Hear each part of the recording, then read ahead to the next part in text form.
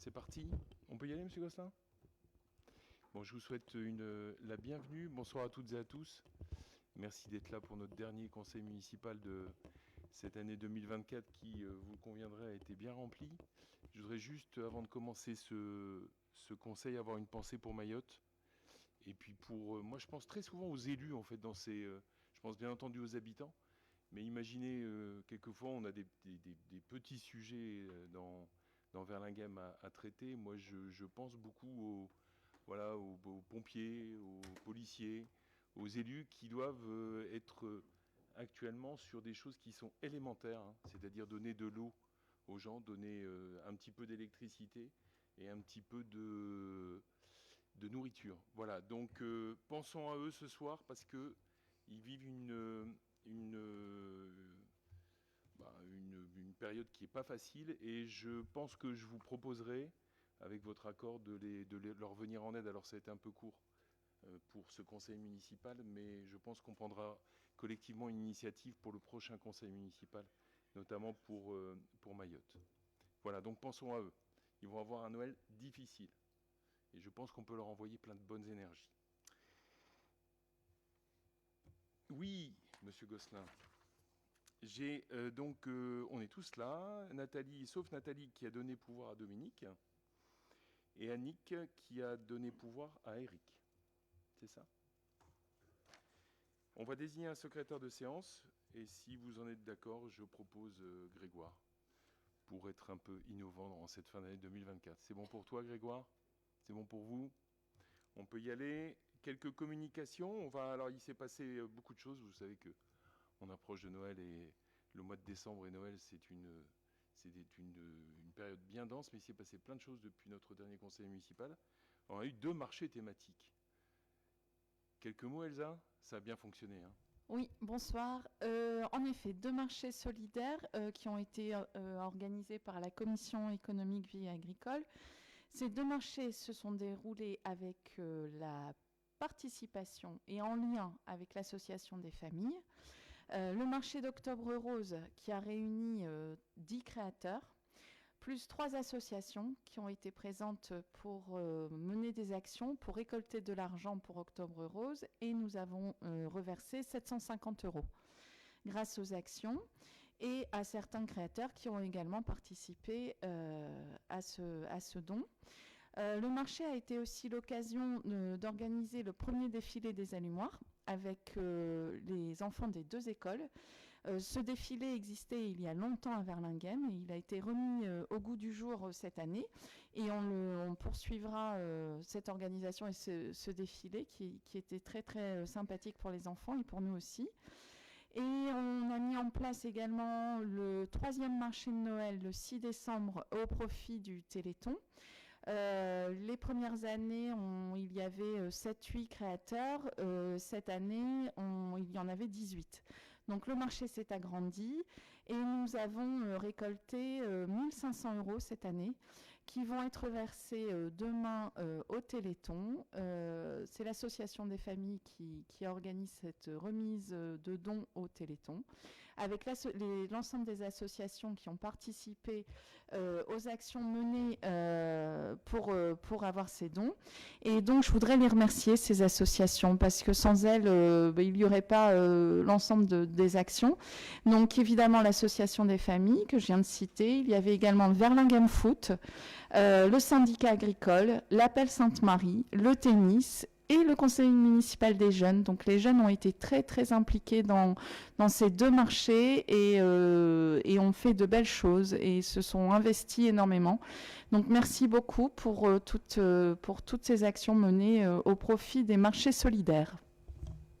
Oui, merci Elsa. Je rebondis sur ce que tu dis parce que les jeunes s'investissent. Alors il n'y a pas que le conseil municipal des jeunes, il y a surtout le conseil municipal des jeunes. Gaëlle, toi qui anime entre autres... Oui, je suis très très contente, très heureuse de voir que les enfants sont présents à Verlinghem. De plus en plus, c'est grâce, je pense quand même impulsé par le passeport du civisme qu'on a mis en place avec la commission enfance et puis Nathalie Masson depuis maintenant 3 ans. Ils sont tous au rendez-vous, quoi. Donc depuis, avec l'action du 1er novembre, bien entendu, la commémoration, et ensuite dans les marchés, ensuite dans les actions avec les aînés, au goûter des aînés, au loto des aînés, on les a vus, et puis lors de la distribution des colis de Noël. Un grand merci vraiment aux écoles qui, les directeurs et les enseignants jouent le jeu, parce que c'est grâce à eux aussi que tout marche comme ça et tout roule. Voilà, les enfants s'impliquent. Voilà, notre volonté, c'était de donner une petite graine aux enfants pour qu'ils s'engagent. Et ben, je crois qu'on peut être content. On peut le célébrer. Bon, merci à vous deux. Et puis vous avez vu aussi qu'il y a des chantiers, il y a des travaux à Verlinghem. Et donc on est rentré dans le vif du sujet depuis maintenant plusieurs semaines au niveau de la salle. Philippe, tu peux nous en dire quelques mots? La salle de sport, bien entendu. Oui, effectivement. Je peux dire quelques mots sur la salle de sport. Écoutez, elle avance plutôt pas mal. On a fini toute la partie toiture, donc sur la partie salle de sport, la toiture, la membrane et les supports pour recevoir les panneaux photovoltaïques ont été installés. Et ensuite sur la partie vestiaire et toute la partie technique nouvelle, des bacs aciers, donc c'est-à-dire que on n'a plus d'eau qui arrive à l'intérieur. Il y a quelques petites fenêtres qui commencent à être mises sur la partie vestiaire. En janvier, on aura donc toute la partie, ce qu'on appelle les murs rideaux, qui vont remplacer les vieux polycarbonates, qui vont arriver. Il y en a pour 3 semaines. Donc en théorie, en février ou mi-février, on devrait, ce qu'on appelle techniquement hors d'eau, hors d'air, c'est-à-dire avoir finalement une enceinte fermée pour ensuite enchaîner sur les parties plâtrerie, électricité. Et on devrait tenir un planning autour du mois fin avril, début mai. On a eu un peu de chance, C'est vrai que si la météo était plutôt favorable, et ne nous a pas ralenti. Donc c'est bien de célébrer un chantier qui ne prend pas de retard. Et globalement, ça se passe bien aussi avec le foot, puisqu'on a mis en place des moyens qui permettent aussi au foot de continuer à fonctionner comme il faut, et puis et pas être trop dans la boue et pas avoir trop de coactivité entre le chantier et le stade. Ça se passe bien. Et puis il y a aussi le quartier des Fleurs qui avance et qui va se terminer à peu près en février. Quartier des Fleurs, effectivement, ça devait se terminer pour décembre. Et ils ont pris un petit peu de retard, lié notamment à des sujets d'enfouissement de réseau où Orange n'est pas tout à fait réactif sur le sujet. La rue des Rosiers, la place des Rosiers est terminée. Il faudra qu'on la végétalise. Et ensuite, cette semaine, la rue des Bleuets a été aussi macadamisée.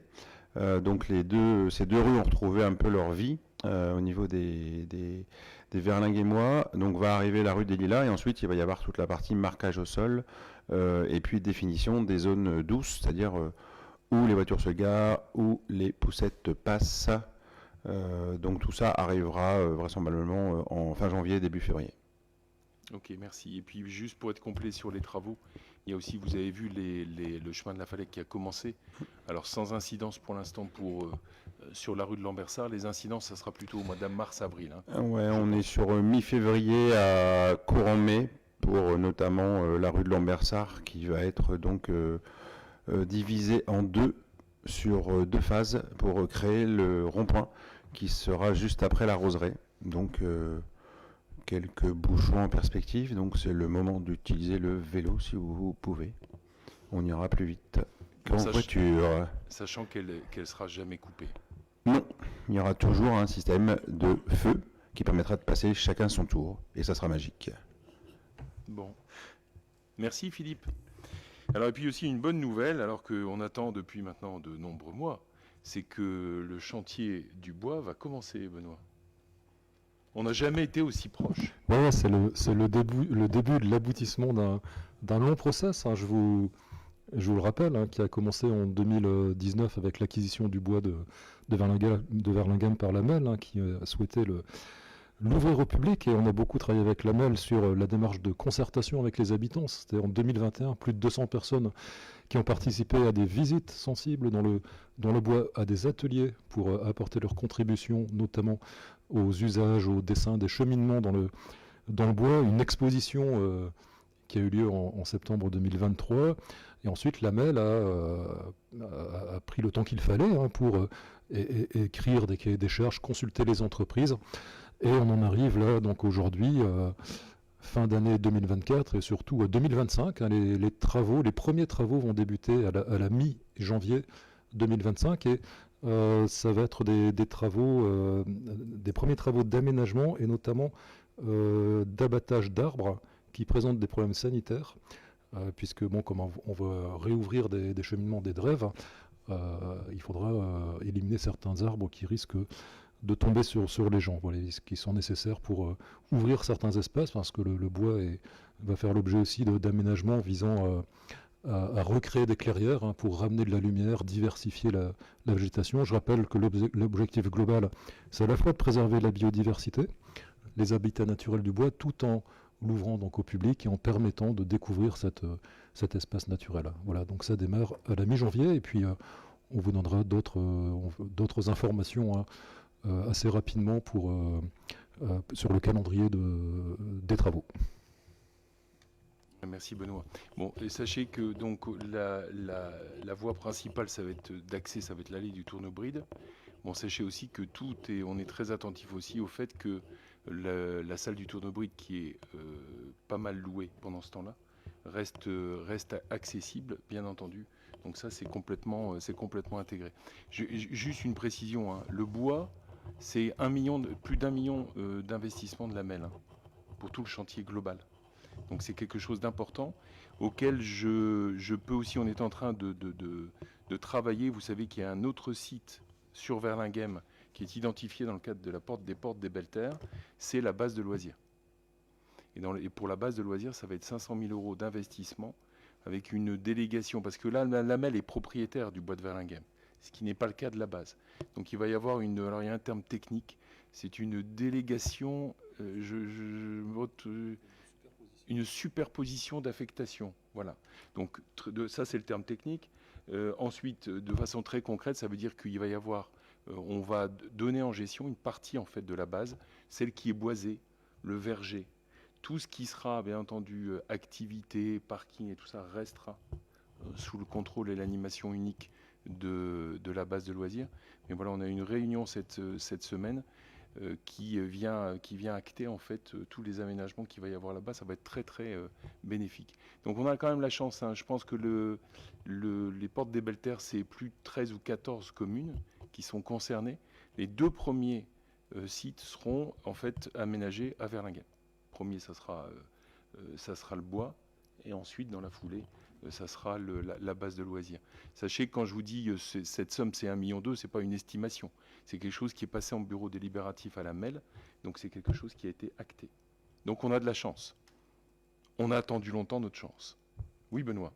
Je pense qu'on a oublié de préciser que les travaux donc, dans le bois vont s'étaler de janvier 2025 à début 2026. Voilà, les travaux se font principalement pendant les périodes hivernales, automne-hiver. Et donc une partie des travaux là sur l'hiver 2024-25, une partie des travaux sur l'hiver 2025-26. Donc rendez-vous au printemps 2026, normalement, pour l'ouverture du bois. On reste là-dessus. On nous l'a confirmé encore la semaine dernière. Voilà, donc ça sera, premier semestre 2026. Merci beaucoup pour le bois. Et puis, comme je vous parlais de Noël, il y a un spectacle, mais c'est après-demain, mon cher Damien. Oui, bonsoir à tous. Effectivement, on va rester dans l'esprit de Noël après l'inauguration du traîneau du Père Noël à côté de la boîte aux lettres. Donc ce spectacle de Noël proposé par la municipalité et l'association Les Argus s'intitule donc cette année, vous avez pu voir cette magnifique affiche, une chanson pour le Père Noël. Donc il se déroulera à la salle du Tournebride donc ce samedi 21 à partir de 16h. Donc c'est exceptionnel parce que c'est la première représentation cette année de ce spectacle pour les petits et les grands enfants. Donc c'est une comédie clownesque avec Monsieur Xago et une partie musicale avec le chanteur Jeff Kino. Donc c'est déjà complet. 116 inscriptions. Donc le Père Noël également sera présent pour la distribution des coquilles avec ses lutins. Et il y aura une séance de shooting donc, pour les enfants. Donc un cadeau de Noël inoubliable. Et puis il y a les coquilles demain dans les écoles. Donc je pense que c'est Elsa et Gaël qui sont à la baguette pour distribuer les coquilles demain à Gutenberg et à Sainte-Marie. La rétro arrive, elle est imprimée, elle est arrivée, donc vous allez bientôt la distribuer. Et dedans, vous aurez bien entendu, comme chaque année, le calendrier des festivités de Verlinghem sur 2025, la carte de vœux et aussi l'invitation aux vœux. Donc je vous précise, les vœux cette année se déroulent à la Chanterelle, toujours à 17h30, et ça sera samedi 11 janvier. Voilà, donc un lieu exceptionnel, parce que vous vous doutez bien que dans la salle de sport, c'est pas possible. Et on avait envisagé aussi la salle de tennis, mais c'était beaucoup trop contraignant, notamment pour la chauffer. Donc voilà, on a fait tous le choix d'aller à la Chanterelle. Voilà pour ces quelques communications. Vous avez été destinataire du procès-verbal de notre dernier conseil du 3 octobre. Est-ce que vous avez des remarques ? Merci beaucoup, je considère qu'il est adopté. Quelques comptes rendus de décision que j'ai prises dans le cadre de mes délégations. Une décision du 3 octobre 2024 portant conclusion d'un avenant numéro 1 au marché de travaux pour la rénovation de salles de sport, des vestiaires du CCA et de la chaufferie des bâtiments communaux. Le 7, chauffage, ventilation, plomberie, sanitaire, avec la société Rambry Énergie, agence thermique à Templemar, pour un montant de 649,76 € hors taxe. Ça, c'était une demande. On parlait tout à l'heure, Philippe parlait d'assurer une bonne continuité des activités du foot. Ça, c'est tout simplement, en fait, permettre tout ce qui est clubhouse et puis aussi lavage des maillots et tout ça, d'avoir de l'eau. Donc, c'était tiré, en fait, une ligne d'eau pour cette partie-là, pour le football. Également pour le football, une décision du 14 octobre 2024 d'un avenant numéro 1, toujours sur le même marché de travaux, mais pour le lot numéro 2, gros œuvres, avec la société Boulet à Azincourt, et pour un montant de 25 833,48 € hors taxe. Et ça concernait donc des vestiaires temporaires supplémentaires. Il y en avait 3 initialement, il y en a 5. 3, c'était trop court. Notamment quand le club de foot reçoit, c'était véritablement trop court. Et surtout, on s'est vite aperçu en fait que le chemin qui était dans l'herbe ne pouvait pas rester en l'état. Donc il y a eu une création, un aménagement d'un cheminement en schiste pour accéder aux installations du football. Et enfin, une décision aussi très importante du 26 novembre 2024 portant attribution à la société Satellec à Tourcoing, qui était déjà titulaire du précédent marché, du marché de rénovation, de maintenance et d'exploitation des installations d'éclairage public et connexes. Donc c'est pour une durée de 6 ans, donc du 1er janvier 2025 jusqu'au 31 décembre 2030. Et vous avez le détail avec les différentes parties, les différents postes. Donc je ne vais pas, bien entendu, pas vous lire toutes les années, parce que sinon on va arriver à Noël beaucoup plus rapidement que prévu. Donc le poste G0, c'est tout le traitement administratif en fait, ou tout le traitement de gestion de marché. Donc pour un montant TTC global pour les 5 années de 98 208 €.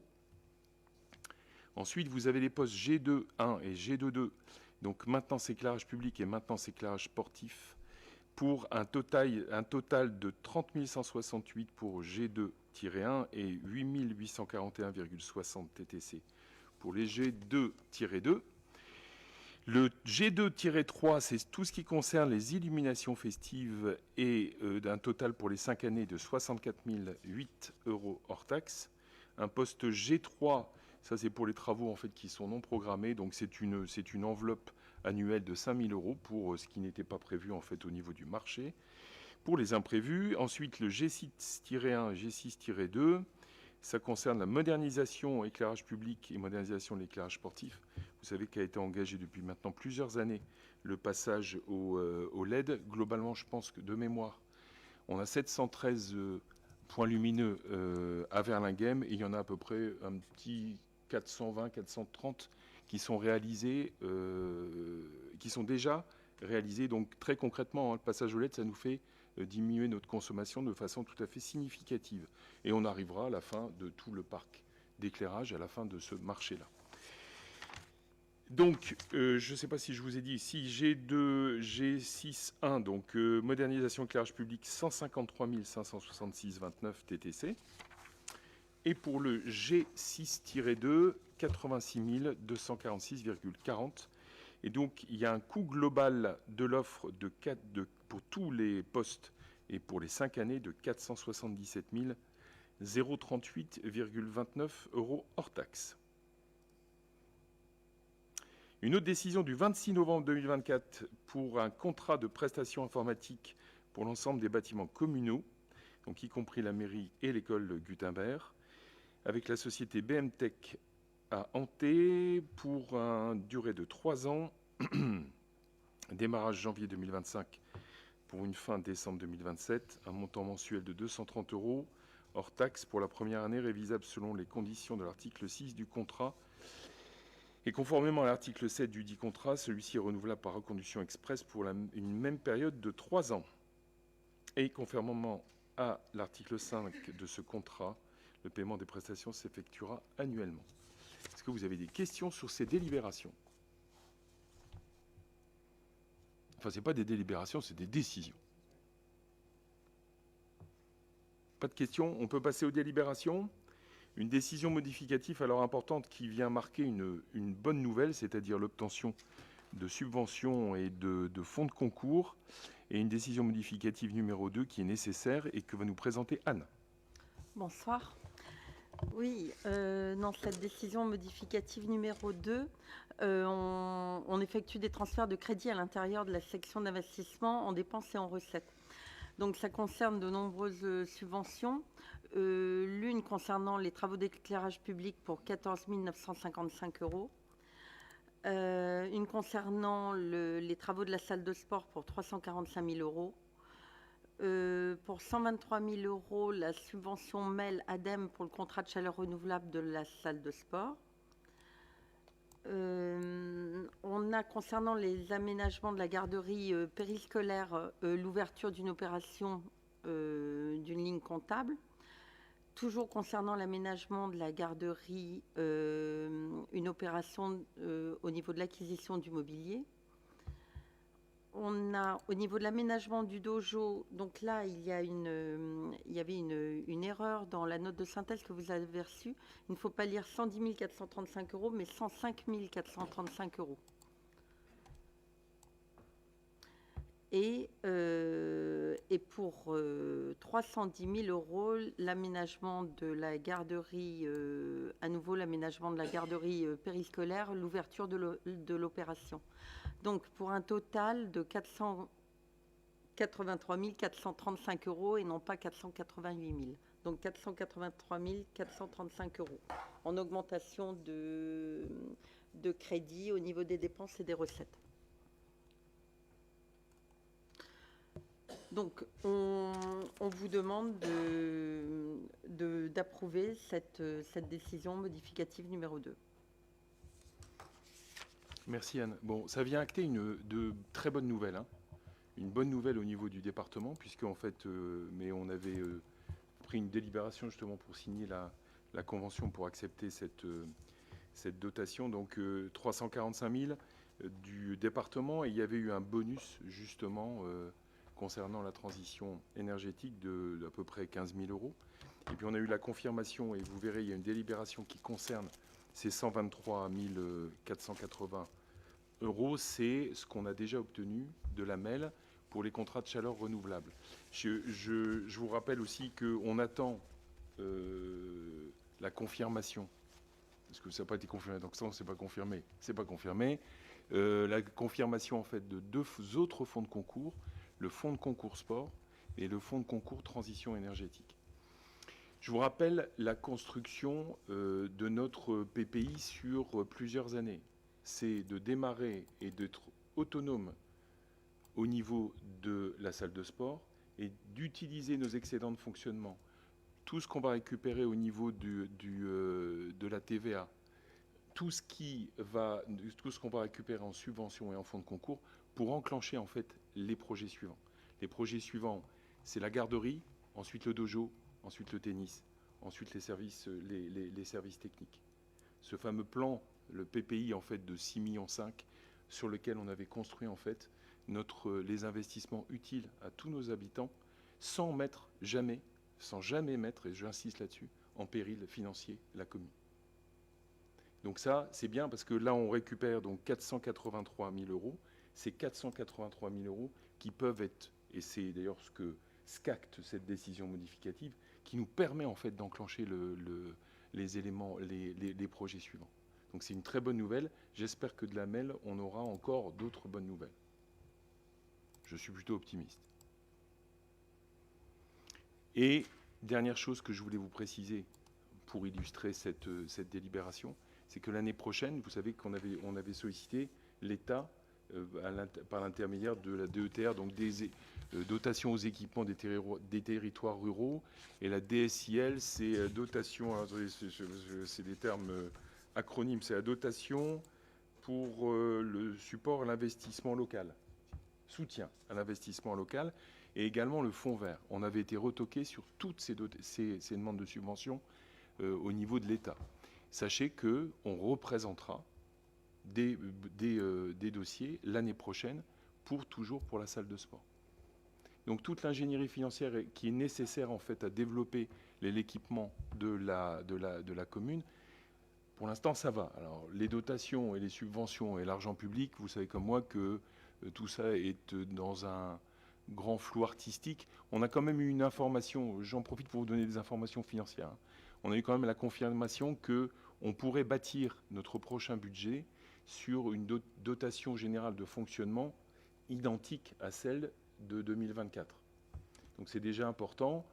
Maintenant, les soubresauts politiques, nous n'y pouvons rien. Nous suivrons bien entendu ce qui se passera. Mais l'objectif, c'est bien entendu pour toutes les communes de France, hein, c'est de continuer à fonctionner, notamment sur ce que nous délègue l'État comme mission. Est-ce que vous avez des questions sur cette délibération? Non? On peut passer au vote? Y a-t-il des votes contre? Des abstentions? À l'unanimité? Merci beaucoup. Deuxième délibération, Anne, c'est une délibération qu'on prend chaque année et que je te laisse présenter. L'autorisation donnée à Monsieur le maire pour engager, liquider et mandater les dépenses d'investissement qui seront présentées avant le vote du budget 2025. Donc c'est dans la limite du quart des crédits ouverts au budget de l'exercice précédent. En fait, dans le cas où l'adoption du budget, jusqu'à l'adoption du budget ou jusqu'au 15 avril, en l'absence de budget voté avant cette date, l'exécutif de la collectivité territoriale peut, sur autorisation de l'organe délibérant, engager, liquider et mandater les dépenses d'investissement dans la limite du quart des crédits ouverts au budget de l'exercice précédent. Donc, on vous a repris dans le chapitre 20, les opérations d'équipement et les opérations patrimoniales, le montant qu'on avait au budget primitif, plus les délibérations modificatives de 2024. Et il y a le calcul des 25% qui a été fait à côté, pour que vous ayez une idée des montants engagés par la commune. Donc, on a un total de 4 167 000, un quart correspondrait à 1 041 000. Donc, on vous demande, afin d'assurer une continuité dans la réalisation des projets d'investissement de la commune, on vous propose d'autoriser Monsieur le maire à engager, liquider et mandater les dépenses d'investissement dans la limite du quart des dépenses totales de l'exercice précédent. Donc, on vous demande une autorisation pour le chapitre 20, les immobilisations incorporelles de 10 000 euros, et le chapitre 21, les immobilisations corporelles de 50 000 euros. Donc, on vous demande de vous prononcer sur ces dispositions. Et c'est vrai que l'année dernière, c'était les mêmes montants. Oui, c'est le même montant, mais je pense que c'est les mêmes montants depuis très longtemps. Voilà, c'est des montants qui sont, vous en conviendrez, extrêmement raisonnables par rapport à la possibilité que nous donne la loi. C'est juste pour tuiler sur ces différents chapitres jusqu'au vote de notre prochain budget au printemps. Est-ce que vous avez des questions? C'est une délibération extrêmement classique, hein. On peut passer au vote? Y a-t-il des votes contre? Des abstentions? À l'unanimité. Merci beaucoup. Anne, c'est toujours toi, puisque en fait, on va passer sur une série de délibérations pour adopter les tarifs. Et notamment, là, c'est ce qui concerne les concessions. les concessions de terrain, de columbarium, des dépôts d'urnes funéraires et dispersion de cendres funéraires au cimetière communal à compter du 1er janvier 2025. Donc, il vous est proposé, tout en précisant que les demandes de concession ne sont satisfaites que pour les personnes décédées. Il n'est pas possible de réserver de concessions au cimetière de Verlinghem. Donc, il vous est proposé de fixer les tarifs selon les tableaux qui vous ont été remis dans la note de synthèse. Donc, il y a différents types de tarifs suivant la durée de la concession, suivant le nombre de places, s'il s'agit d'un renouvellement, d'un droit de superposition ou de columbarium. On a aussi un tarif pour le dépôt d'urnes dans les caveaux, la dispersion des cendres funéraires ou les plaques funéraires pour columbarium. Ça, on l'avait voté il y a quelques années pour uniformiser en fait les plaques au cimetière. La loi 96-142 du 21 février 1996 a abrogé la disposition de l'article 3 de l'ordonnance du 6 décembre 1843 relative aux cimetières, prévoyant la répartition du produit des concessions funéraires à hauteur d'un tiers au bénéfice du centre communal d'action sociale. Dès lors, en l'état actuel du droit, le reversement d'un tiers ou autre quote-part du produit des concessions funéraires au centre communal d'action sociale constitue une simple faculté pour les communes. Cette pratique ayant perduré dans la collectivité malgré la promulgation de la loi 96-142, il est proposé, pour répondre à la demande du service de gestion comptable d'Armentières, de l'officialiser ce jour. Par conséquent, il vous est demandé tout d'abord de fixer les tarifs des concessions de terrain, de columbarium, de dépôt d'urnes funéraires et de dispersion de cendres funéraires au cimetière communal à compter du 1er janvier 2025 dans les conditions du tableau exposé au-dessus et qui vous auront été remis dans la note de synthèse. Et en second temps, d'autoriser le reversement au CCAS de Verlinghem d'un tiers des produits des concessions dans les cimetières perçus sur le budget principal de la commune, jusqu'à ce qu'une délibération contraire soit prise.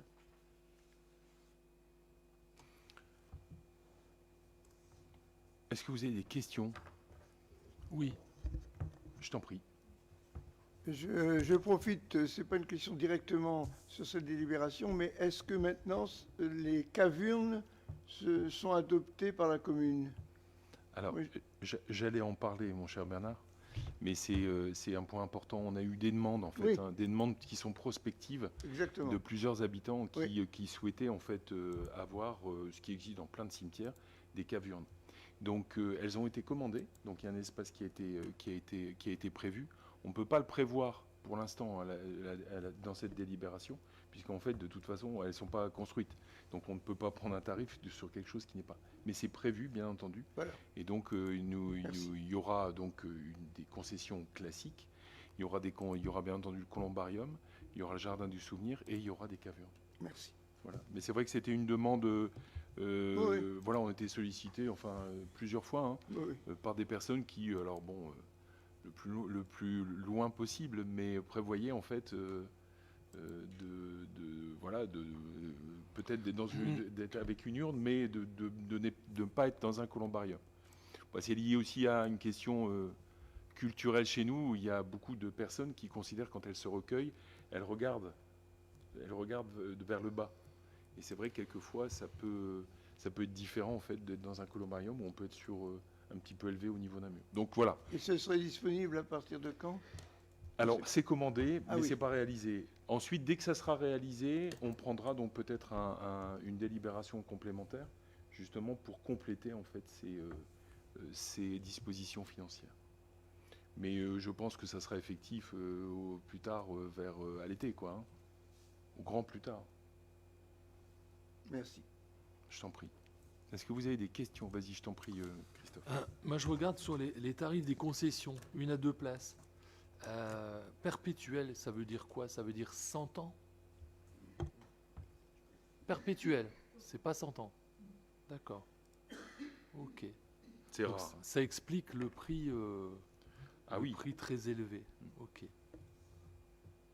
Très bien. Alors, sache que depuis 4 ans, est-ce qu'on a eu des demandes de perpétuel?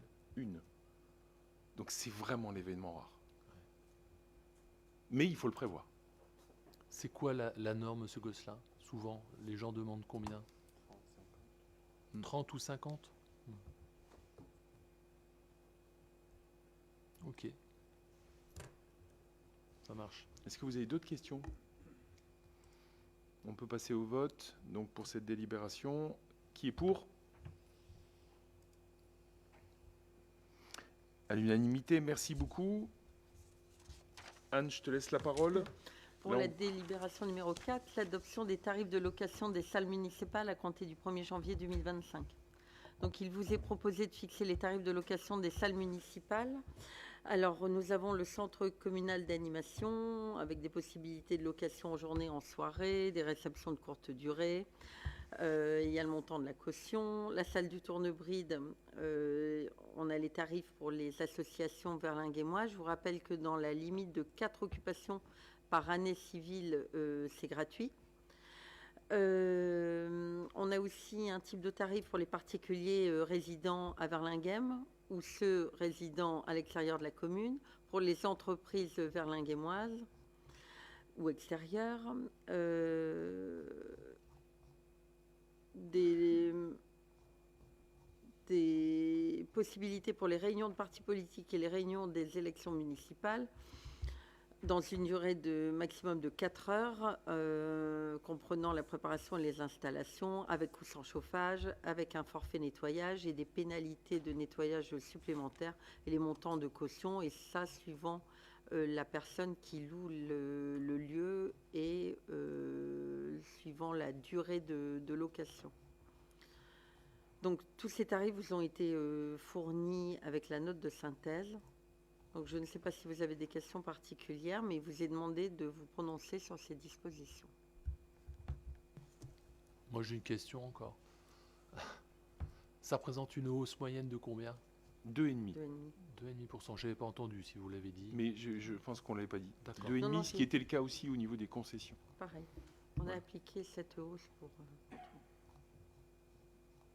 Bon, vous doutez bien de l'utilité. Moi, je suis toujours vraiment surpris et très agréablement surpris de l'utilisation du Tournebride, mais aussi de la salle du CCA. Hein. La salle du CCA, elle est utilisée, hein, principalement pour des événements familiaux, mais vraiment, elle a toute son utilité. Et puis, je pense que c'était l'année dernière, M. Gosselin, où on a remis un coup de peinture pour la rendre, ou même 2023. C'était 2023. Donc, il y a eu un coup de peinture dans les deux salles, hein, Tournebride et puis aussi au niveau du CCA.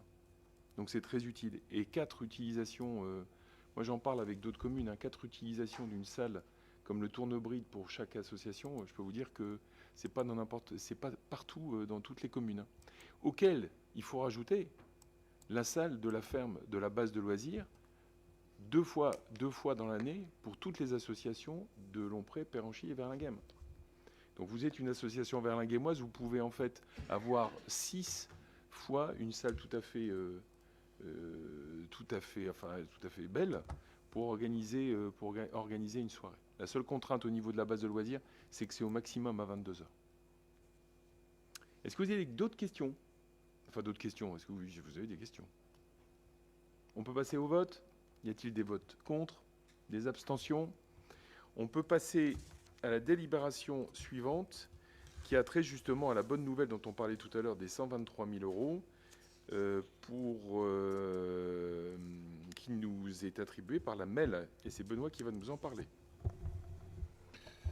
Oui, alors ça s'intitule « Autorisation donnée à Monsieur le maire pour signer une convention d'attribution de subventions d'investissement avec la métropole européenne de Lille. »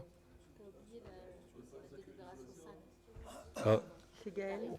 on est allé trop vite. Je suis dans un état de confusion extrême. Et donc on va, voilà, mais c'était pas du tout pour voir si vous suivez, je l'ai vraiment oublié. Donc on va d'abord s'occuper de la délibération numéro 5, qui s'intitule, Gaëlle, Adoption des tarifs d'inscription aux accueils de loisirs sans hébergement à compter du 1er janvier 2025. Là, il s'agit de se prononcer sur une augmentation des tarifs et de les fixer pour cette année, une augmentation qui suit les mêmes que le columbarium et les salles, c'est-à-dire une augmentation de 2,5%. Donc, on vous propose des tarifs des ALSH sur une base de 5 jours pour les Verlinguémois et Lomprétois, On vous propose le tarif de 22,17 € pour un enfant pour 5 jours dans les tranches de quotient familial entre 0 et 600. Et dans les tranches de quotient familial de 1406 et plus, un enfant pour 5 jours, 66,51 €. Et c'est dégressif à partir du deuxième enfant et à partir du troisième enfant. On vous propose le tarif pour 5 jours pour les extérieurs. Alors, pour la première tranche du quotient familial, à 68,62 € pour un enfant. Et pour la tranche la plus élevée de quotient familial, 95,02 € pour les 5 jours. Voilà.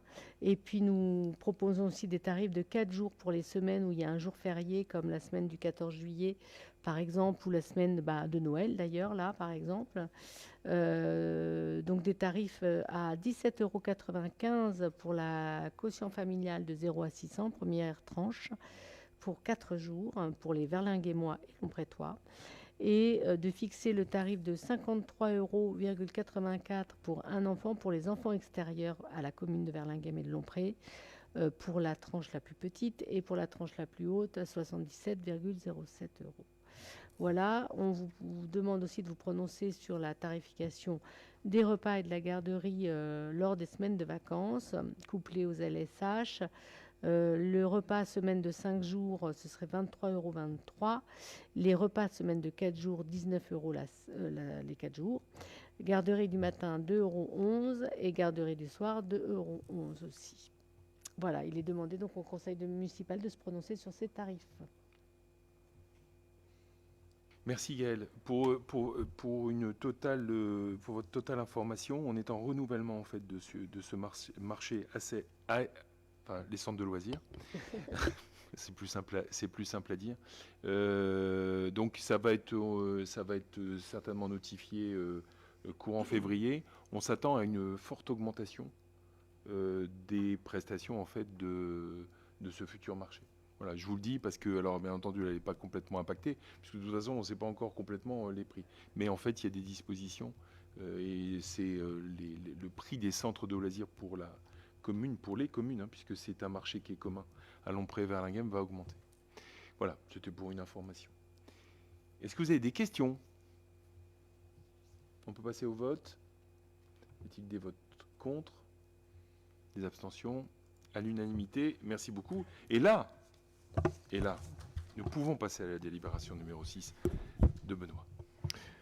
Ça y est, c'est la 6. Donc, l'autorisation donnée à Monsieur le maire pour signer une convention d'attribution de subventions d'investissement avec la métropole européenne de Lille pour l'installation d'une chaufferie biomasse et d'un réseau de chaleur technique dans le cadre des travaux de rénovation de la salle de sport du complexe sportif René Verquin. Donc, un long titre. En fait, dans la délibération, hein, vous voyez que on s'inscrit dans la lutte contre le réchauffement climatique, hein, qui est un aspect important de la politique de la commune.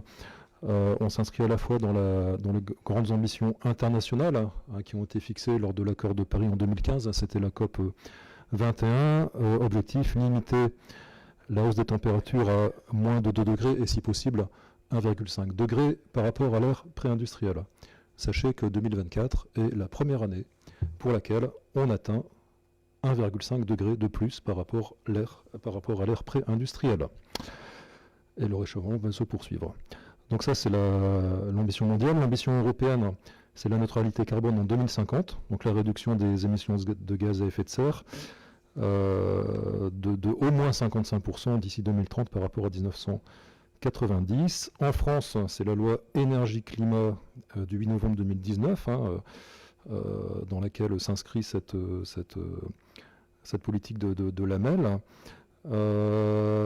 L'AMEL, pour arriver à l'AMEL, donc, a approuvé son PCAET, son plan climat-air-énergie territorial, en 2021, en vue de sa mise en œuvre dans une période de 6 ans. Donc, cette convention pour une subvention s'inscrit là-dedans aussi. Et donc, le conseil métropolitain de l'AMEL a signé un contrat qu'on appelle le contrat de chaleur renouvelable avec l'ADEME, l'Agence de transition écologique. Et son contrat de chaleur renouvelable, en fait, c'est un dispositif qui est financé par l'ADEME et qui permet de soutenir techniquement, de soutenir financièrement les porteurs de projets, notamment les collectivités, en tout cas hors particulier, qui souhaitent produire des énergies renouvelables ou des énergies de récupération thermique. Donc la commune a déposé un dossier dans le cadre de ce contrat de chaleur renouvelable pour les travaux de rénovation de la salle de sport et l'installation d'une chaufferie biomasse qui alimente le réseau de bâtiments communaux. Je vous rappelle que les bâtiments du centre de la commune, en l'occurrence la salle de sport, le CCA Jacquoussin, la mairie, l'école Gutenberg, le restaurant municipal et l'église, sont tous chauffés par une seule et même chaufferie. Donc on a un espèce de mini-réseau de chauffage urbain et on transforme le système de chauffage par l'installation de cette chaufferie biomasse. Donc c'est du pellet, c'est du pellet de bois. Une chaufferie qui vient en complément de la chaudière à gaz existante, qu'on conserve, mais qui va devenir une chaudière d'appoint. Donc 80% des besoins de chauffage de la commune vont être apportés par cette nouvelle chaufferie biomasse, et ça va nous permettre de réduire drastiquement les émissions de carbone, puisqu'on considère que le bois a un impact carbone neutre. Donc la MEL a délibéré, c'est une délibération numéro 24B0337 du 18 octobre 2024, et a déclaré le projet de la commune éligible au fonds chaleur, après l'analyse technique du dossier, et la MEL a décidé d'attribuer une subvention d'un montant prévisionnel de 123 480 €. En fait, la MEL avance les fonds et l'ADEME remboursera a posteriori la MEL. Par conséquent, il est demandé au conseil municipal d'accepter la subvention accordée par la métropole européenne de Lille liée au fonds chaleur d'un montant prévisionnel de 123 480 €, d'approuver les termes de la convention d'attribution entre la MEL et la commune, dans le cadre de la mise en œuvre du contrat de chaleur renouvelable, d'autoriser Monsieur le maire à signer avec la MEL la convention d'attribution de la subvention, de manière à recevoir cette subvention. Merci Benoît. Alors, elle me fait particulièrement plaisir cette subvention, je vais vous dire pourquoi. D'abord parce que c'est le dossier le plus technique qu'on ait eu à présenter. Donc je voulais remercier Benoît, je voulais remercier Monsieur Gosselin, je voulais remercier aussi notre CEP qui nous a aidés, notre conseiller en énergie partagée. Je voulais remercier aussi notre prestataire dans le cadre du marché de rénovation de la salle de sport. Une chose aussi pour laquelle c'était un vrai choix, c'était de mettre en fait une chaudière biomasse qui va être la principale source de production d'énergie à terme, mais de garder en fait cette chaudière au gaz, alors qui n'était pas en fin de vie, mais qui sera là en fait pour les pointes. Je vous rappelle, je sais que vous connaissez ça, mais c'est vachement important parce que j'attire votre attention sur, vous voyez dans quel état est la salle de sport, elle est complètement en travaux. Vous avez une chaufferie qui chauffe. Et donc c'était aussi un des intérêts du projet présenté comme tel, c'est qu'en fait on avait une liberté notamment temporelle pour faire les travaux, parce qu'en fait on n'était pas contraint de les faire quand on ne chauffait pas. Donc ça aussi c'était quelque chose qui était pertinent. Ensuite, non seulement c'était difficile à constituer le dossier, mais en plus ça on l'a eu. Franchement, moi, je m'attendais pas forcément à ce qu'on l'ait. Donc, on peut célébrer, et ce qui me donne beaucoup d'espoir pour les autres qui sont. Alors, bon, on verra le montant et on verra l'attribution des autres fonds de concours. Mais sachez que c'est quelque chose qui a été reconnu. Moi, vous avez été destinataire d'un tableau où vous voyez ce qu'on a donné en fait lors de ce bureau. Mais vous voyez, Verlinghem est à côté d'Armentières, Roubaix, Croix. C'est pas mal. Alors, c'est pas d'être à côté de très grandes villes avec de beaucoup de moyens, des services qui peuvent travailler, tout ça. Donc, c'est pas un jugement de valeur. Mais moi, quand je vois qu'on arrive à obtenir ce type de subvention à côté de très grandes villes qui sont mieux dotées, mais de services, parce que c'est des grandes villes, je pense qu'on peut tous le célébrer. Donc, j'espère qu'on célébrera d'autres bonnes nouvelles de la MEL par la suite. Est-ce que vous avez des questions ? J'en ai une. Je t'en prie. Benoît, est-ce que tu as connaissance pour les achats des futurs pelés, s'il y aura un marché, un achat groupé au sein des communes peut-être de la MEL, même si le prix du pelé commence à diminuer, est-ce que tu as lu quelque chose à ce sujet ? C'est le prestataire qui se chargera de la livraison des pelés et donc qui lui a des marchés et je suppose une logique d'achat groupé de son côté. Philippe. Aujourd'hui, on a revu le contrat d'énergie avec Dalkia, on en a parlé, et le gaz et le pelé font partie du contrat. Donc logiquement, c'est Dalkia qui doit trouver la meilleure offre pour nous offrir le pelé de notre nouveau chauffage biomasse. Oui, on est resté en fait sur un marché qui intégrait le combustible. Alors avant, c'était que du gaz. Maintenant, ça sera du gaz et du pelé. Mais c'est dans le cadre du marché qu'on a renouvelé, je pense, en septembre. Hein. C'est tout récent, le renouvellement avec Dalkia. Est-ce que vous avez d'autres questions? On peut passer au vote pour cette délibération. Qui vote pour? À l'unanimité. Merci beaucoup. Alors là, je regarde, parce que la note de synthèse, parce qu'il ne faudrait pas que je saute la 7. Donc la 7, c'est Anne, et c'est le renouvellement en fait de quelque chose qui est très important et qui fonctionne bien. C'est l'association de développement musique Lompré Verlinghem. C'est une convention tripartite, oui, effectivement, entre les communes de Verlinghem et de Lompré et de l'association de développement musique, concernant une subvention annuelle à l'association de développement musique. Alors cette convention arrive à terme le 31 décembre 2024. Donc on vous propose de renouveler cette convention pour une durée de 3 ans, donc du 1er janvier 2025 au 31 décembre 2027. Cette convention définit les modalités de mise à disposition des locaux municipaux, les conditions de versement de la subvention communale annuelle et les modalités de mise à disposition de matériel.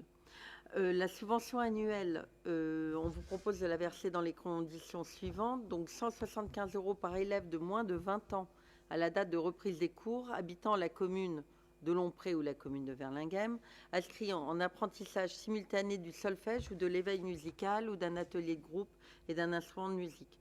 Et pour les autres cas, tels que l'apprentissage d'un instrument seul, l'apprentissage du solfège seul ou l'éveil musical seul, 115 € par élève de moins de 20 ans à la date de reprise des cours, habitant la commune de Lompré ou la commune de Verlinghem.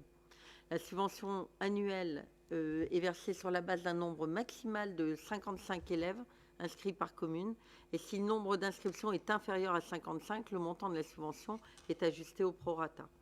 Et les communes de Lompré et de Verlinghem participent aussi à l'allocation d'un piano, de son entretien, moyennant une subvention annuelle de 600 € versée par chaque commune.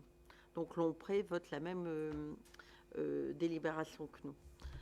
Donc il vous est demandé d'approuver les termes de la convention tripartite qui vous a été remise avec la convocation. Donc la convention tripartite entre la commune de Verlinghem, la commune de Lompré et l'association de développement musique Lompré-Verlinghem, d'une durée de 3 années, du 1er janvier 2025 au 31 décembre 2027, définissant les conditions de mise à disposition de locaux communaux, de mise à disposition de matériel et les modalités de versement de la subvention annuelle. Et d'approuver la participation à la location d'un piano et de son entretien, moyennant une subvention annuelle de 600 € versée par chaque commune. Et d'autoriser Monsieur le maire à signer la convention au nom de la commune.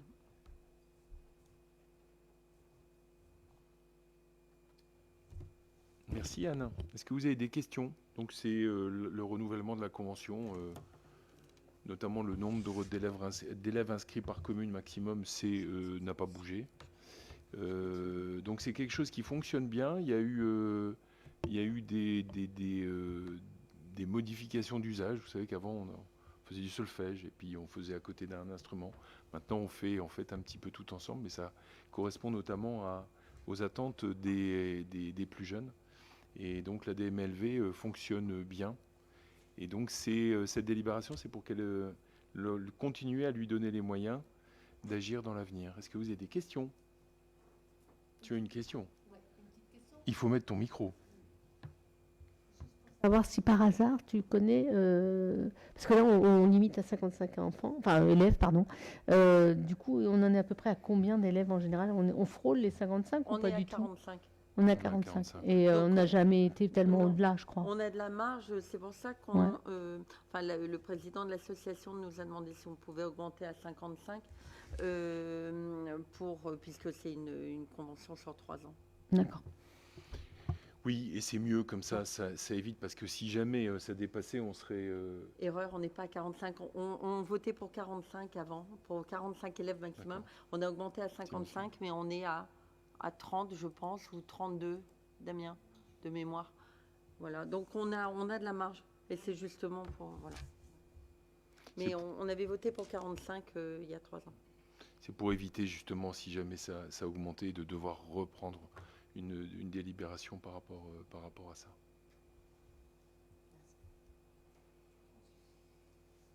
On est 36 ? Oui, on est à 36. D'accord. Donc il y a 36 enfants verlinguémois. Donc c'est un autre sujet qui continue, hein, de collaboration avec l'Ompré, avec les centres de loisirs, avec l'association développement musique, qui nous fait agir avec notre commune voisine. Vous avez d'autres questions ? On peut passer au vote. Qui vote pour cette délibération ? À l'unanimité, merci beaucoup. Anne. Alors, la délibération numéro 8, l'admission en non-valeur de créances irrécouvrables. Certaines créances demeurent irrécouvrables même après plusieurs procédures de recouvrement. On en distingue 2 types. Les admissions en non-valeur, des créances pour lesquelles, malgré les diligences effectuées, aucun recouvrement n'a pu être obtenu.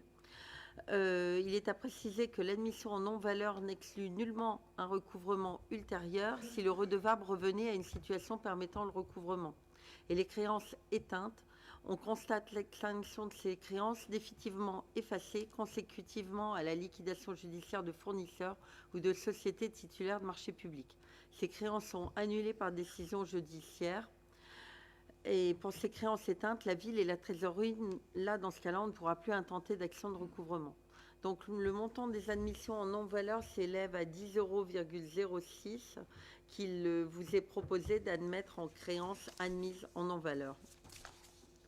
Donc, il vous est demandé de voter l'admission de ces créances en non-valeur pour un montant de 10,06 €, figurant sur l'état du comptable public. Avez-vous des questions ? Non ? On peut voter directement. Pour ces délibérations, est-il des votes contre, des abstentions ? À l'unanimité, merci beaucoup. Délibération numéro 9, ma chère Elsa. Oui, alors la délibération concerne la diminution provisoire du loyer du commerce L'Île au Marché, situé au 5 bis rue du Chéneau. Donc le bail de L'Île au Marché avait été consenti et accepté moyennant un loyer comportant une double composante, donc un loyer fixé initialement à 1 000 € par mois pendant 3 ans. Et à partir de la 4e année, ce loyer s'accompagne d'une partie variable fixée à 6% du chiffre d'affaires, N-1, au-delà de 250 000 € hors taxes. Monsieur Vermeulen nous a exposé ses difficultés au mois de juillet, des difficultés financières liées essentiellement à la hausse du prix de l'énergie, à l'explosion du coût des matières premières, à la baisse globale de l'activité liée au contexte économique actuel et à la baisse du pouvoir d'achat des consommateurs. Donc, le contexte économique nécessite de rééquilibrer la situation pour pérenniser l'activité de la société et prendre une mesure de sauvegarde du seul commerce d'alimentation générale de la commune. Donc, l'Assemblée, il est demandé de diminuer provisoirement le loyer de la société L'Île au Marché à Verlinghem en le portant à 800 € par mois à partir du 1er janvier 2025 au 30 avril 2026, tout en conservant l'indexation sur l'indice des loyers commerciaux à compter du 1er janvier 2026.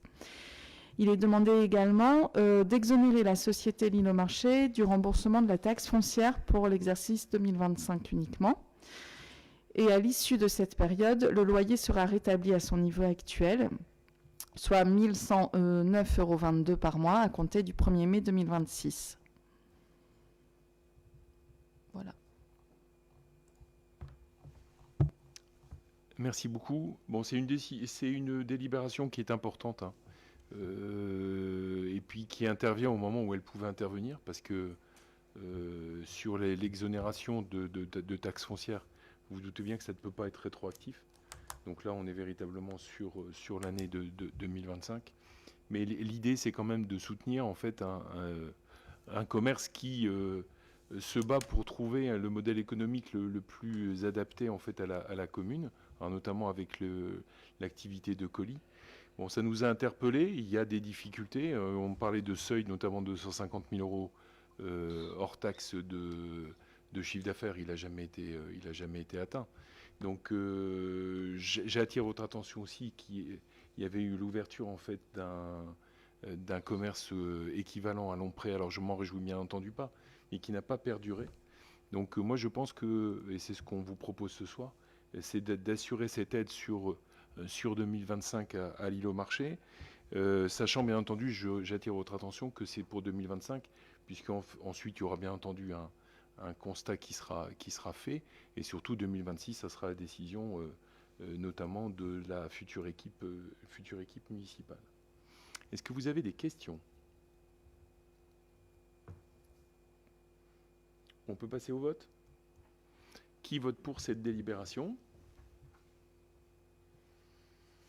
À l'unanimité, merci beaucoup.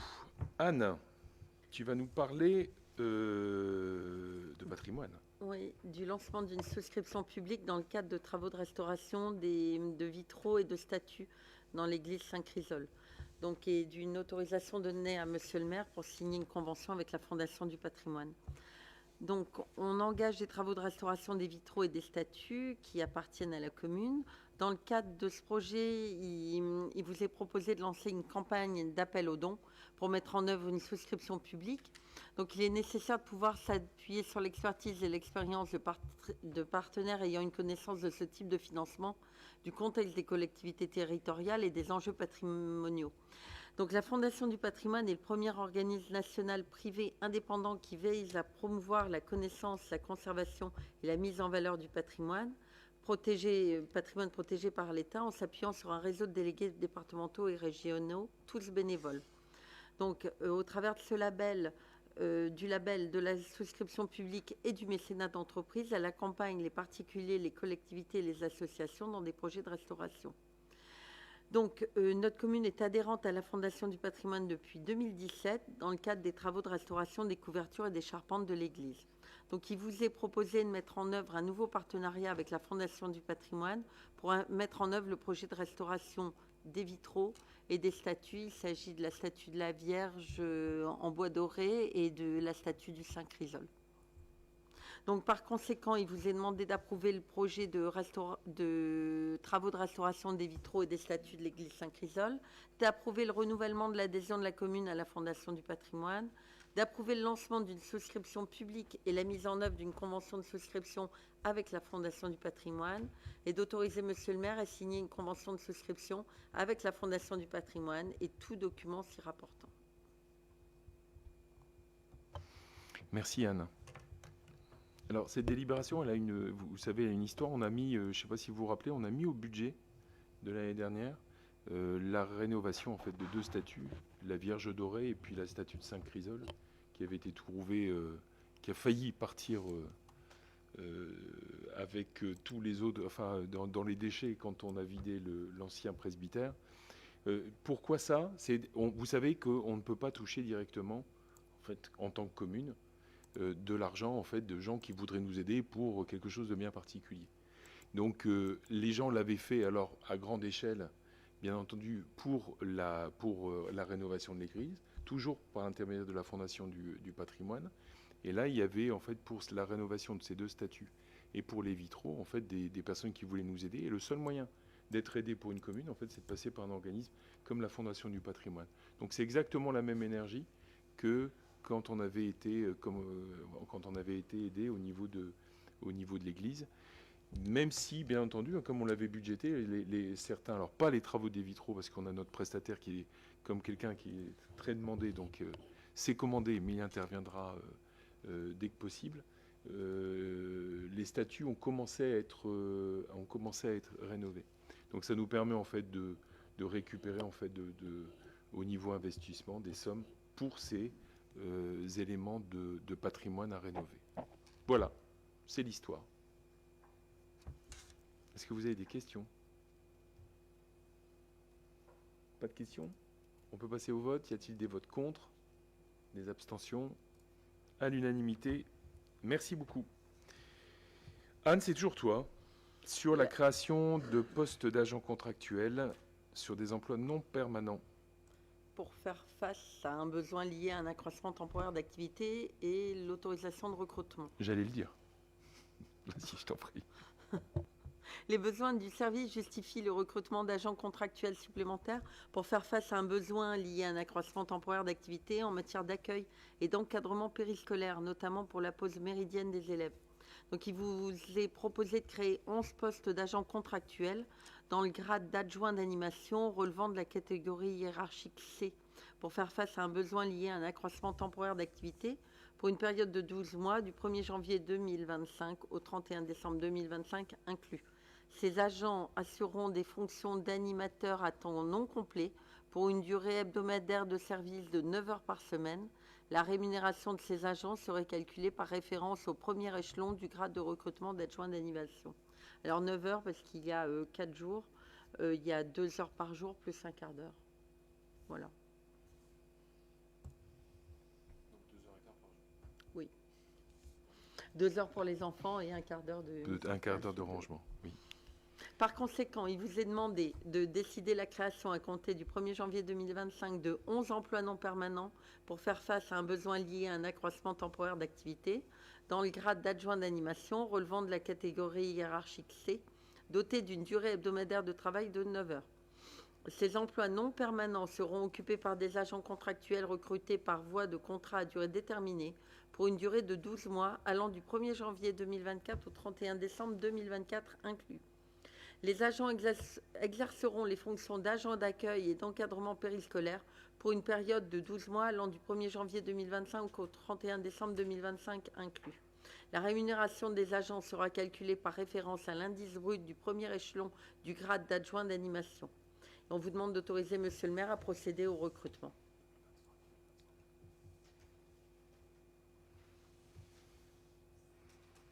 Oui, je pense qu'il y a une erreur sur les dates. Hein. Vous avez ces emplois non permanents seront occupés par des agents contractuels Oui, recrutés. là, c'est de 1er janvier 2025 au 31 décembre Les autres dates sont 2025. Sachez que l'année dernière, on en avait prévu 10. Ça accompagne, on a eu l'occasion d'en parler ensemble, hein. Ça accompagne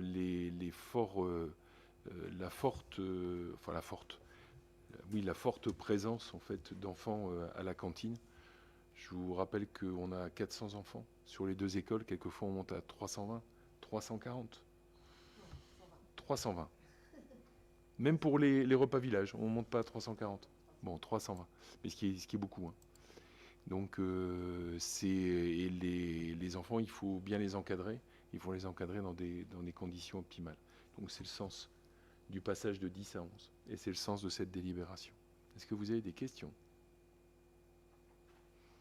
On peut passer au vote. Y a-t-il des votes contre? Des abstentions? À l'unanimité. Merci beaucoup, Gaëlle. Je te redonne la parole. Sans oublier la question numéro 12 sur l'organisation des centres de loisirs. De fixer là les périodes et les modalités de fonctionnement après avoir fixé les tarifs. Donc l'idée c'est de fixer les périodes. Alors on n'a rien changé par rapport à l'année dernière et aux autres années. Comme on est toujours en comment dire, avec l'ompré quoi. Comment on dit? J'ai le trou. En mutualisation. Voilà, partenariat, mutualisation. Ou en partenariat avec l'ompré. Donc nous, à Verlinghem, ce sera organisé donc, pour les vacances d'hiver, du 10 février 2025 au 21 février 2025 pendant 10 jours. Voilà, organisation par la commune de Verlinghem pour les 2 communes. On accueille donc les enfants de l'ompré. Les enfants de 2 ans révolus scolarisés à 15 ans, moins de 16 ans le premier jour de l'entrée au centre. Voilà, et pour une capacité d'accueil de 70 places. Pour le printemps, c'est donc, on laisse l'organisation à la commune de Lompré, qui accueille aussi nos enfants de Verlinghem. C'est du 7 avril 2025 au 18 avril 2025, et pour 70 places. En juillet, du 7 juillet 25 au 1er août 2025, pour 19 jours, donc toujours pour la même tranche d'âge, de 2 ans jusqu'à 15 ans, révolus, et pour par contre une capacité d'accueil de 100 places. Voilà. En juillet, chaque commune organise ses centres. Voilà. Et au mois d'août, on organisera les centres du 4 août au 29 août pendant 19 jours. On organisera les centres à Verlinghem et on accueillera les enfants de Lompré. Toujours pareil, pour les mêmes tranches d'âge et pour une capacité d'accueil de 100 places. Voilà. Pour l'automne, on vous propose les dates du 20 octobre au 31 octobre pendant 10 jours et c'est organisé dans les deux communes, par la commune de Lompré, pardon, pour les deux communes et toujours 70 places. Et puis à Noël, du 22 décembre 2025 au 26 décembre 2025 pendant 4 jours. Voilà, et organisation par la commune de Verlinghem pour les deux communes sous réserve de 20 inscriptions minimum et pour 70 places. Voilà.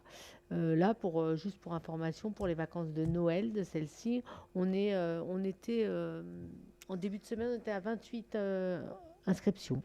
Voilà. Donc en tout cas, c'est un centre, il y a une demande et c'est correct. Alors ça Donc, les dépend, enfants, oui, ça dépend juste, c'est parce que tu en parles là pour ces vacances-ci. Quelquefois, ça dépend beaucoup en fait de l'emplacement de Noël, enfin du jour de Noël. Oui. Et c'est vrai que là, on est en plein milieu de la semaine, donc je ne sais pas si ça, quelquefois, ça favorise ou ne favorise pas l'inscription en fait de ce type de semaine-là. Mais enfin, ça a le mérite d'exister. Ça a le mérite d'exister parce qu'il y a quand même 28 oui, enfants qui en ont besoin. Et des familles. Les enfants extérieurs aux communes de Verlinghem et Lompré pourront s'inscrire au centre dans la limite des places disponibles après inscription des Verlinghemois et Lomprétois. Pour la session de juillet, chaque commune organisera son propre accueil, comme je vous l'ai dit. Les horaires restent inchangés du lundi au vendredi, hors jour férié, de 9h à midi et de 13h30 à 17h. Un accueil sera assuré de 8h à 9h et de 17h à 18h en garderie. Et ainsi que la possibilité de restauration de midi à 13h30 au restaurant municipal. Les lieux d'accueil à Verlinghem seront les locaux du centre communal d'animation Jacques Roussin et d'autres lieux pourront être utilisés en accord avec la commune et le prestataire de services tels que la salle de sport, le terrain de sport, la ferme de la base de loisirs de Lompré-Péranchy-Verlinghem, sous réserve de disponibilité de l'accord du CIVOM, le restaurant municipal et autres locaux communaux.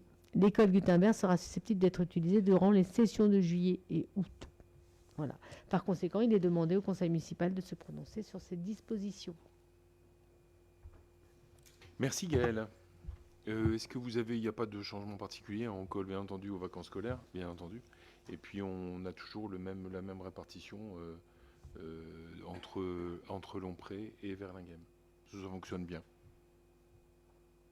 Est-ce que vous avez des questions? On va passer au vote. Y a-t-il des votes contre? Des abstentions? À l'unanimité, merci beaucoup. On passe à la dernière délibération. Et Anne va nous parler de tondeuse. Concernant la cession de la tondeuse autoportée John Deere dans le cadre de l'acquisition d'une nouvelle tondeuse. Donc les services techniques disposaient d'une tondeuse autoportée John Deere, je vous fais grâce des numéros de série, acquise en 2005. Donc en raison de sa vétusté et des nombreux problèmes mécaniques et hydrauliques rencontrés par les services techniques, l'acquisition d'une nouvelle tondeuse a été réalisée et était inscrite au budget primitif de 2024, donc le budget qu'on a voté en avril dernier. Le nouveau matériel d'une valeur de 52 068 € avant reprise de l'ancien matériel a été acheté chez Patou Motoculture. Donc l'ancienne tondeuse, dont la valeur d'achat en 2005 était de 26 662,43 €, a fait l'objet d'une reprise par Patou Motoculture à hauteur de 7 500 €. Par conséquent, il vous est demandé d'approuver la cession de cette tondeuse pour un montant de 7 500 €. Vous notez le côté stratégique de cette délibération pour l'avenir de la commune, mais on est obligé de prendre une délibération. Alors on a quand même été étonné avec M. Gosselin, on nous l'a reprise pour un bon prix. C'est pas mal, oui. Voilà, c'était quand même une tondeuse qui commençait à être un peu essoufflée. Ça fait partie, alors le sujet principal en fait de l'utilisation de ces tondeuses, c'est le terrain de foot, hein, avec un système de création de mulch, voilà, qui va nourrir encore mieux notre pelouse, qui s'améliore d'année en année.